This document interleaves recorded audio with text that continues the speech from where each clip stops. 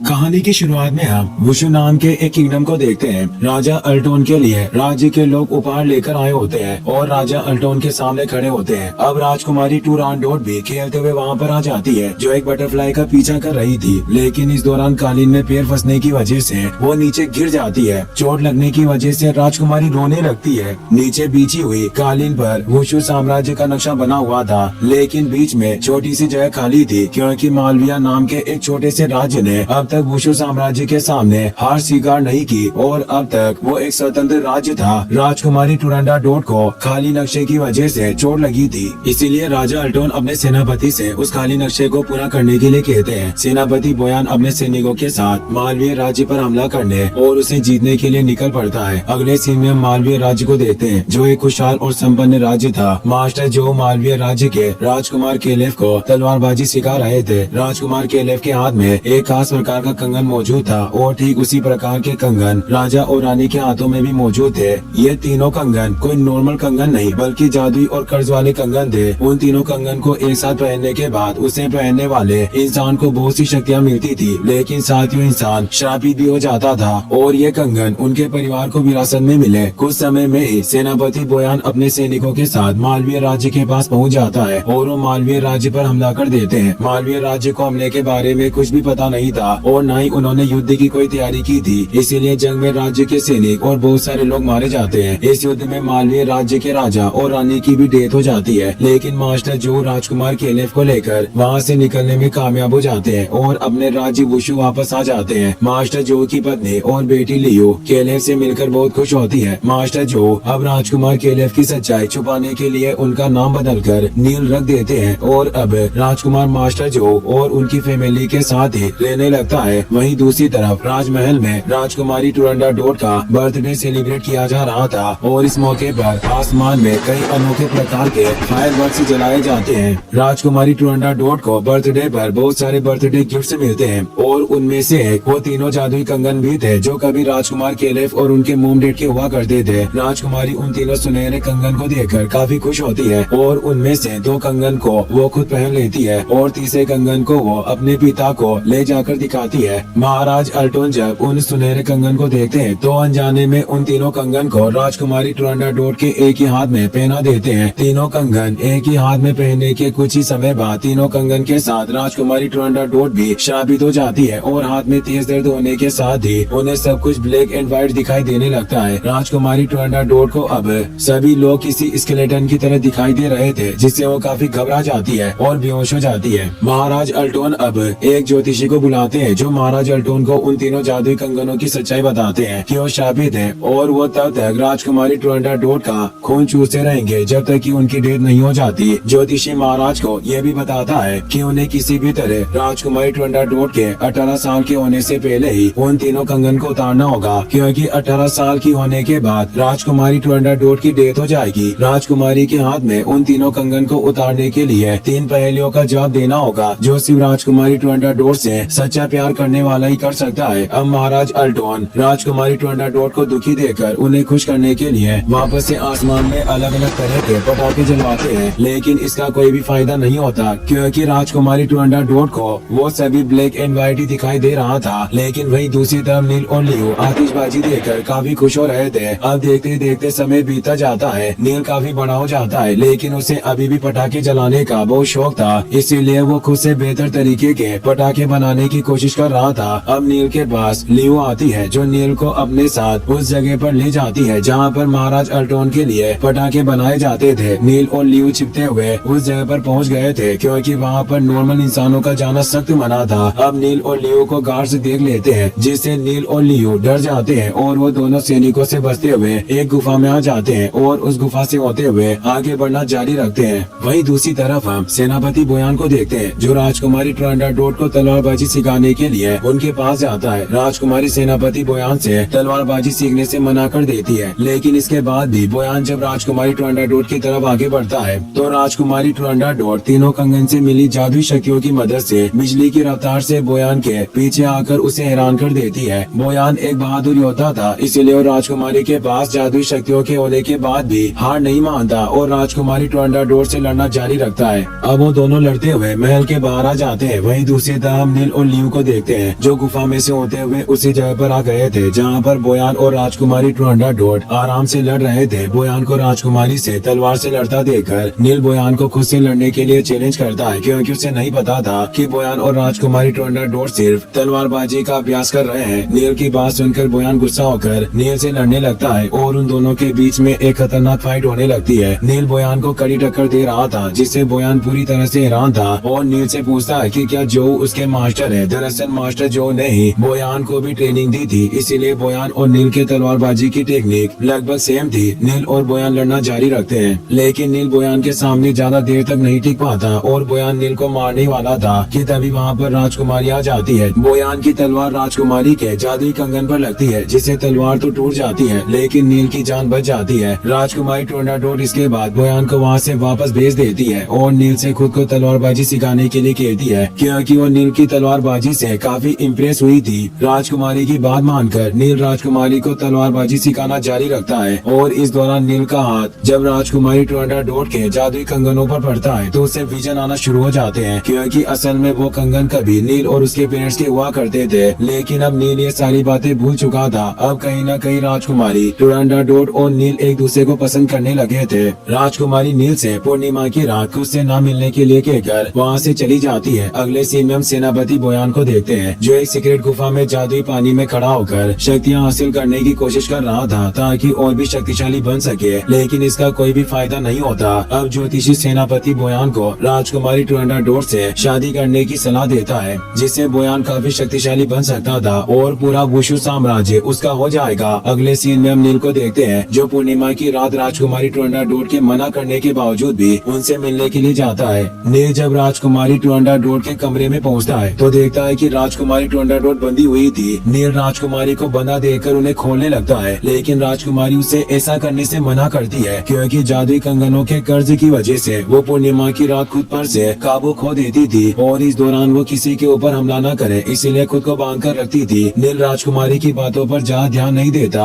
और उन्हें खोलकर आजाद कर देता है। आजाद होते ही राजकुमारी नील के ऊपर अटैक कर देती है, लेकिन इससे पहले कि वो नील को मारती वो किसी तरह खुद को कंट्रोल करती है और नील को जल्द से जल्द वहाँ से चले जाने के लिए कहती। राजकुमार टुरंडाडोट का ये रूप देखकर नील वहाँ से चला जाता है। अगले दिन राजकुमारी टुरंडाडोट के पिता महाराज अल्टोन राजकुमारी के पास आते हैं और उन्हें बताते हैं कि लोंगफू राज्य के राजकुमार उसे देखने के लिए आने वाले हैं, इसीलिए राजकुमारी तैयार हो जाए। राजकुमारी टुरंडाडोट लोंगफू राज्य का नाम सुनकर पूरी तरह से हैरान होती है और अपने पिता महाराज अल्टोन को याद दिलाती है कि लोंगफू राज्य के राजकुमार का छोटा भाई तो उसकी वजह से मारा गया था और अब वहाँ के राजकुमार उसे देखने के लिए आने वाले हैं। राजकुमारी को शक था कि कुछ तो गड़बड़ जरूर है, लेकिन महाराज अल्टोन राजकुमारी की बातों पर ज्यादा ध्यान नहीं देते और उन्हें रेडी होने के लिए बोलकर वहाँ से चले जाते हैं। अगले सीन में हम लोंगफू राज्य के राजकुमार को अपने लोगों के साथ राज्य के शहरों से होते हुए राजमहल की तरफ बढ़ते हुए देखते हैं, लेकिन इस दौरान लियू और उसका एक दोस्त साथ मिलकर राजकुमार का कीमती खंजर चुरा लेते हैं और वहाँ से भागने लगते हैं। अब राजकुमार भी अपने सैनिकों के साथ लियू और उसके साथी का पीछा करने लगते हैं। इस दौरान बाजार में काफी तोड़फोड़ होती है और लियू और उसका साथी अब भी राजकुमार और सैनिकों से बचकर भाग रहे थे। लियू और उसके साथी का पीछा करने के दौरान एक लकड़ी से बना टावर राजकुमार के ऊपर गिरने लगता है, लेकिन सही समय पर आकर नील राजकुमार को बचा लेता है। नील इसके बाद लियू और उसके साथी से चुराया हुआ सामान भी लेकर राजकुमार को वापस कर देता है। राजकुमार ये देखकर बहुत खुश होता है और नील को अपना भाई बना लेता है। जल्दी राजकुमार और नील के बीच में एक अच्छी बॉन्डिंग बन जाती है। अगले दिन राजकुमार जब राजकुमारी टुरंडाडोट से मिलकर उन्हें देखने जाता है तो मौका पाकर अपने खंजर से राजकुमारी के ऊपर हमला कर देता है, लेकिन राजकुमारी टुरंडाडोट अपनी शक्तियों की मदद से बड़ी आसानी से राजकुमार के हमले से बच जाती है। अब राजकुमार को बंदी बना लिया जाता है। दरअसल राजकुमारी टुरंडाडोट को पहले से ही राजकुमार के ऊपर शक था कि कुछ तो गड़बड़ जरूर है और वो बिल्कुल सही थी, क्योंकि राजकुमार वहाँ राजकुमारी टुरंडाडोट को मारकर अपने भाई की मौत का बदला लेने आया था। अगले दिन राजकुमार को महाराज अल्टोन और बाकी लोगों के सामने पेश किया जाता है,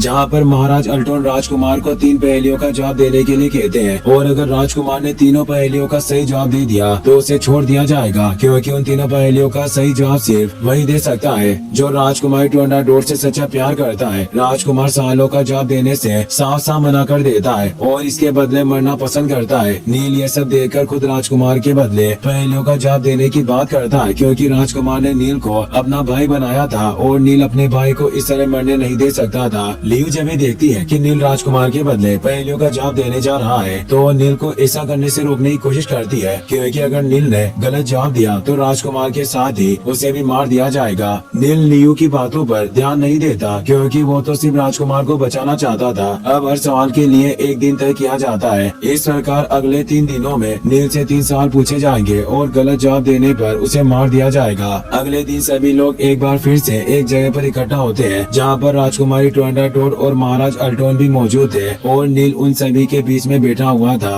अब राजकुमारी ट्विंडाटोड नील के पास आती है और नील से पहला सवाल पूछती है कि ऐसी क्या चीज है जो अंधेरे में बनती है और उजाले में मर जाती है। नील जब अपनी आंखें बंद करके इस सवाल का जवाब ढूंढने की कोशिश करता है तो उसे एक विजन आता है, जिसमें वो देखता है कि उसकी माँ नजर आ रही थी जो एक कमरे में जाती है। ये वही समय था जब सेनापति बोयान ने मालविया राज्य के ऊपर हमला किया था। नील देखता है कि उसकी माँ उसके पिता यानी कि मालविया के महाराज को वो तीनों जादुई कंगन पहनने के लिए कहती है ताकि वो दुश्मनों का सामना कर सके। पहले तो महाराज उन कंगन को पहनने से साफ साफ मना कर देते हैं, लेकिन रानी के बार बार कहने पर महाराज उन तीनों कंगन को एक साथ एक ही हाथ में पहन लेते हैं, जिसके बाद वो पहले से काफी ज्यादा पावरफुल बन जाते हैं और दुश्मनों को मारना शुरू कर देते हैं। अब नील वापस से होश में आ जाता है और अब उसका जवाब देने का समय भी खत्म हो गया था, इसीलिए उसे खोलते हुए तेल में डालकर मारने के लिए ले जाया जाने लगता है। लियू ये देखकर अपने पिता से किसी भी तरह नील को बचाने के लिए रिक्वेस्ट करती है, लेकिन मास्टर जो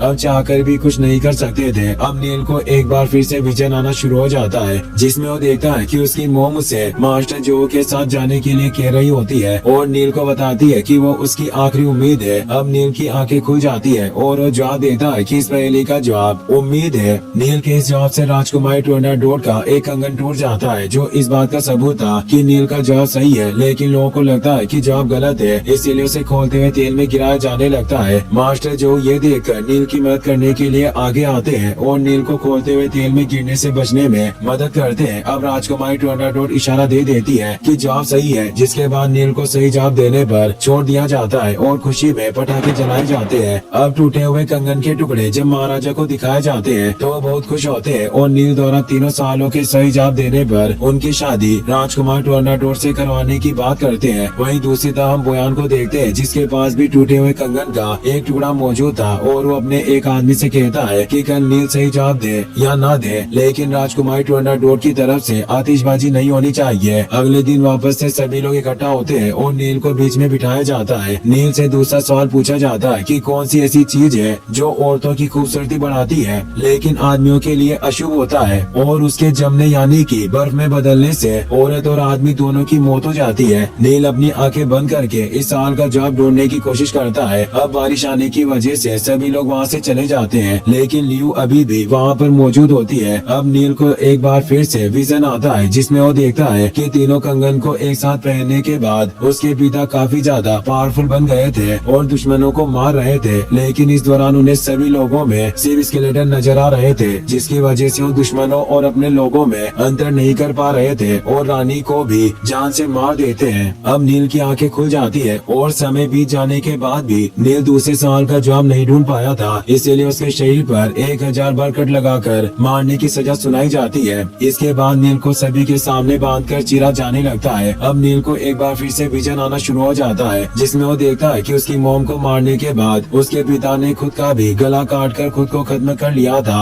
अब नील को पता चल जाता है कि दूसरे सवाल का जवाब कुछ और नहीं बल्कि खून है। नील के दूसरे सवाल का जवाब देने के बाद राजकुमारी ट्विंडाटोड का दूसरा कंगन भी टूट जाता है। राजकुमारी सैनिकों से आतिशबाजी करने के लिए कहती है ताकि सभी को पता चल जाए कि नील ने सही जवाब दे दिया है। अब सेनापति बोयान के लोग वहाँ आकर आतिशबाजी होने से रोक देते हैं और बोयान सैनिकों से कहता है कि सवाल गलत है, इसीलिए नील को मार डालो। मास्टर जो को पता था कि नील ने सही जवाब दिया है, इसलिए वो बोयान से कहते हैं कि जरूर बारिश की वजह से आतिशबाजी नहीं हो पाई होगी। अब इस बात को लेकर मास्टर जो और बोयान के बीच में फाइट होना शुरू हो जाती है। वहीं दूसरी तरफ आतिशबाजी रोकने आए बोयान के लोगों को राजकुमारी ट्विंडाटोड मार गिराती है। अब लियू भी वहाँ आकर सैनिकों से लड़ने लगती है और अपने पिता की मदद करती है। एक लंबी फाइट के बाद जब बोयान मास्टर जो से जीत नहीं पाता आता है तो लियू को पकड़ लेता है और उसके ऊपर अपनी तलवार तान देता है। नील ये देखकर बोयान से लियू को छोड़ने और उसके बदले खुद को मारने के लिए कहता है। बोयान ये सुनकर अपनी तलवार से नील के ऊपर हमला कर देता है, लेकिन वहाँ पर राजकुमारी टोरंटाडोट आकर बोयान के तलवार को तोड़ देती है और बताती है कि नील का जवाब सही है। मास्टर जो इसके बाद नील के साथ घर वापस आ जाते हैं, जहाँ पर नील मास्टर से पूछता है कि मेरा असली नाम तो केलेफ है, आपने मुझसे सब कुछ क्यों छुपाया। इस पर मास्टर कहते हैं कि आखिरकार तुम्हें सब कुछ याद आ ही गया और वो केलेफ को उसकी सारी सच्चाई बता देते हैं। वहीं दूसरी तरफ हम बोयान को देखते हैं जिसने दूसरे कंगन के टुकड़े को भी अपने पास रख लिया था और वो अपने साथी से नील को जान से मारने के लिए कहता है। अगले दिन केलेफ लियू के साथ वुशु राज्य से अपने मालवीय राज्य वापस जा रहा होता है, क्योंकि उसे पता चल गया था कि बोयान ने उसके फैमिली और लोगों को मारा था और अब उसके जान को भी खतरा है। रास्ते में बोयान के सैनिक केलेफ और लियू के ऊपर अटैक कर देते हैं, लेकिन तभी वहाँ पर राजकुमारी टोरंटाडोट भी आ जाती है जो केलेफ और लियू को बचा लेती है। राजकुमारी टोरंटाडोट केलेफ को राज्य से बाहर जाता देखकर उसे धमकी देती है कि अगर वो 30 साल का जवाब दिए बिना गया तो उसे मार देगी। केलेफ ये सुनकर राजकुमारी टोरंटाडोट की तलवार को अपने सीने में घुसा लेता है और साथ ही राजकुमारी के 30 साल का जवाब भी दे देता है, जिससे तीसरा कंगन भी टूट जाता है और राजकुमारी श्राप से मुक्त हो जाती है। केलेफ को इसके बाद महल में लाया जाता है जहाँ पर उसका इलाज किया जाता है और केलेफ का दिल दाईं तरफ होने की वजह से वो बच जाता है। सभी के चले जाने के बाद राजकुमारी टोरंटाडोट केलेफ के पास जाती है और उसे अपना श्राप खत्म करने के लिए शुक्रिया बोलती है। साथ ही राजकुमारी टोरंटाडोट केलेफ से शादी के लिए भी पूछती है, जिस पर केलेफ राजकुमार से कहता है कि अगर उसके बारे में सारी जानकारी ले आती है तो उसे शादी कर लेगा। वहीं दूसरी तरफ हम बोयान को देखते हैं जिसने अब तीसरे कंगन का टुकड़ा भी हासिल कर लिया था और जब वो उन तीनों कंगन के टुकड़े के साथ जादुई पानी में जाता है तो वो काफी ज्यादा पावरफुल बन जाता है। ज्योतिषी ये देखकर बोयान को बताता है कि अब सिर्फ उसे कंगन का मालिक ही मार सकता है। बोयान ये सुनकर सबसे पहले ज्योतिषी को ही मार देता है क्योंकि वो कोई सबूत नहीं छोड़ना चाहता था। बोयान मास्टर को भी मारने की कोशिश करता है लेकिन वो इसमें असफल रहता है। इसके बाद हम ज्योतिषी को देखते हैं जो अभी भी जिंदा था और किसी तरह बचते हुए पटाखों के मास्टर के पास पहुंच गया था। बोयान इसके बाद नील के पास जाता है और उसे मारने लगता है, लेकिन तभी वहाँ पर राजकुमारी टोरंटाडोट आ जाती है। वो बोयान को ऐसा करने से मना करती है। बोयान राजकुमारी को बताता है कि नील उनके दुश्मन राज्य का है, जिस पर राजकुमारी टोरंटाडोट उसके बारे में अपने पिता से बात करने के लिए कहती है। बोयान अब भी नील को जान से मार देना चाहता था, जिस पर राजकुमारी उससे कहती है कि वो उसकी हर एक बात मानने के लिए राजी है, वो सिर्फ नील को छोड़ दे। इस पर बोयान राजकुमारी टोरंटाडोट को खुद से शादी करने के लिए कहता है, जिस पर राजकुमारी राजी हो जाती है। अगले दिन वो सभी राजा के सामने इकट्ठे होते हैं, जहाँ पर महाराज अल्टोन को भी केलेफ की सच्चाई का पता चल गया था, इसीलिए वो केलेफ को जान से मारने का आदेश दे देते हैं। लेकिन तभी वहाँ पर राजकुमारी टोरंटाडोट अपने पिता को बताती है कि इसमें सारी गलती बोयान की है, क्योंकि उसने मालवीय राज्य से बात नहीं की थी बल्कि सीधे मालवीय राज्य पर हमला कर दिया। अब वहाँ ज्योतिषी भी आ जाता है जो बोयान की सच्चाई महाराज को बता देता है कि किस प्रकार बोयान ने मालवीय राज्य पर जाते ही हमला कर दिया था, जिसकी वजह से वहाँ के बहुत सारे लोग मारे गए। अपनी सच्चाई राजा के सामने आने के बाद बोयान बगावत पर उतर आता है और सैनिकों के साथ राजकुमारी और महाराज अल्टोन के ऊपर हमला कर देता है, जिससे वहाँ पर एक खतरनाक लड़ाई होना शुरू हो जाती है। बोयान के साथ फाइट के दौरान मास्टर मारे जाते हैं, क्योंकि अब बोयान काफी ज्यादा पावरफुल बन गया था। अब राजकुमारी टोरंटाडोट केलेफ के साथ वहाँ से भागकर एक गुफा के अंदर आ जाती है, जहाँ पर बहुत सारे पटाखे रखे हुए थे। बोयान भी उनका पीछा करते हुए गुफा के अंदर आ गया था, जिसकी वजह से वो लोग पटाखों की मदद से एक धमाका करते हैं, जिससे बोयान पत्थरों के नीचे दब जाता है। लेकिन अगले ही पल वो बाहर आ जाता है और उनके ऊपर हमला कर देता है। फाइट के दौरान राजकुमारी टोरंटाडोट बुरी तरह से घायल हो जाती है। अब केलेफ तलवार से बोयान के ऊपर हमला करता है, क्योंकि उस तलवार में राजकुमारी टोरंटाडोट का खून लगा हुआ था, इसीलिए उस हमले में बोयान की मृत्यु हो जाती है, क्योंकि बोयान को तीनों कंगन का मालिक ही मार सकता था और राजकुमारी टोरंटाडोट उन तीनों कंगन की मालिक थी। फाइट के दौरान घायल होने की वजह से राजकुमारी टोरंटाडोट की भी डेथ हो जाती है, जिससे केलेफ बहुत दुखी होता है, क्योंकि वो राजकुमारी से प्यार करता था। केलेफ इसके बाद अपने राज्य मालविया वापस लौट जाता है और केलेफ के जाने से लियू काफी दुखी और उदास थी। मालविया वापस आने पर केलेफ को वहाँ का राजा बना दिया जाता है, जहाँ पर केलेफ राजकुमारी टोरंटाडोट की याद में आतिशबाजी करता है और अपने राज्य पर शासन करता है। और इसी के साथ ये मूवी यहीं पर खत्म हो जाती है। ऐसी और वीडियो देखने के लिए आप एंड स्क्रीन पर क्लिक करके वॉच कर सकते हैं। Take care, good bye.